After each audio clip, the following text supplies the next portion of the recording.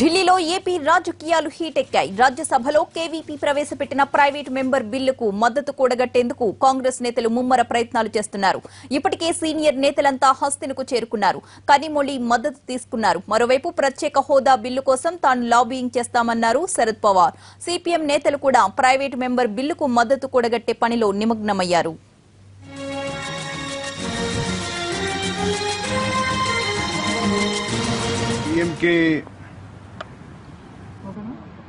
Floor leader Kanimozhi గారితో కలిసిన మేమందరం కూడా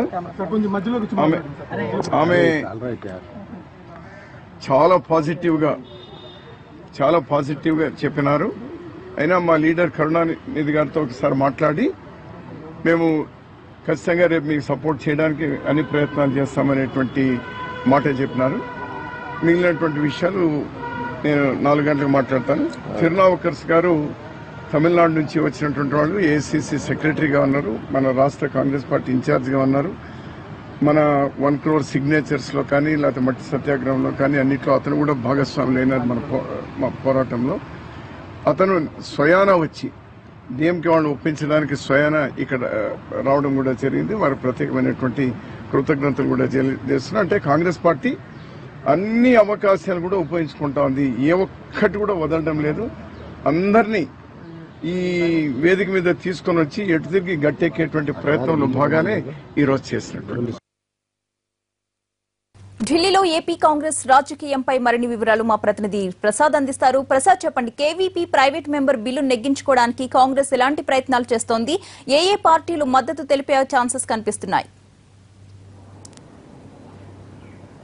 ఈ రోజు ఉదయమే డిఎంకే ఫ్లోర్ లీడర్ అయినటువంటి కనిమొళితో కూడా సమావేశమైంది ఏపీ ప్రతినిధుల బృందం. ఈ సమావేశంలో కూడా ఏపీ ఇన్ఛార్జ్ సెక్రటరీ తిరునావుకర్స్ కూడా పాల్గొన్నారు. ప్రధానంగా అన్ని పార్టీలు కూడా మద్దతు ఇచ్చేందుకు సుముఖంగా ఉన్నాయి. చాలా కాంగ్రెస్ పార్టీకి భావసాభివృద్ధి ఉన్నటువంటి అన్ని పార్టీలు కూడా తమ మద్దతును ఇప్పటికే ప్రకటించాయి. సమాజ్వాదీ పార్టీ, బహుజన సమాజ్ పార్టీతో సహా ఎన్సీపీ, ఉభయ కమ్యూనిస్టు పార్టీలు, అదేవిధంగా జేడీయూ, ఈ పార్టీలన్నీ కూడా ఇప్పటికే తమ మద్దతును ప్రకటించాయి. మరలా కూడా సెంట్రల్ హాల్లో కూడా కేవీపీ రామచంద్రరావు నేతృత్వంలో సభ్యులంతా కూడా ఇంకా లాబింగ్ చేస్తూనే ఉన్నారు. అన్ని పార్టీల నేతలతో స్వయంగా కలిసి విషయాన్ని వారందరికీ కూడా వివరించి దీనికి మద్దతుగా ఉండాలని చెప్పి కోరుతున్నారు. కాబట్టి చాలా సానుకూలమైనటువంటి వాతావరణం నెలకొనుంది. ఇక చరమాంకానికి చేరుకుంది ఈ అంశానికి సంబంధించి.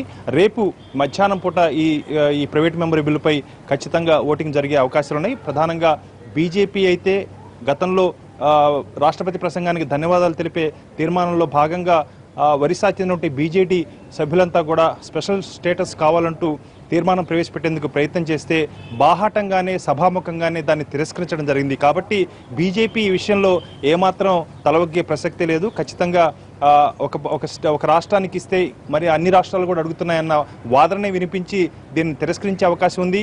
ఈ ఓటింగ్లో వ్యతిరేకంగా కూడా పాల్గొనే అవకాశం ఉంది. అయితే ఇది కాకుండా మరింత వ్యూహాత్మకంగా దీన్ని ఏ రకంగా ఎదుర్కొనాలి, దీన్ని ఏదైనా తప్పించుకునే అవకాశాలు ఉన్నాయా అనే అంశాన్ని కూడా బీజేపీ పరిశీలిస్తుంది. కాబట్టి ప్రస్తుతానికి కేవీపీ రామచంద్ర ప్రవేశపెట్టినటువంటి ప్రైవేట్ మెంబర్ బిల్లుకు చాలా సానుకూలమైనటువంటి వాతావరణం ఉంది. సాయంత్రం కూడా Samajwadi party floor leader Ramgopal యాదవ్తో కలుస్తున్నారు. మిగిలిన నేతలందరూ కూడా కలిసి మద్దతును కూడగట్టుకుని ఈ ప్రైవేట్ మెంబర్ బిల్లు గట్టెక్కేందుకు, ఆమోదం పొందేందుకు అన్ని ప్రయత్నాలు చేస్తున్నారు. ఆ మేరకు అవకాశాలు కూడా బాగా మెండుగా ఉన్నాయి.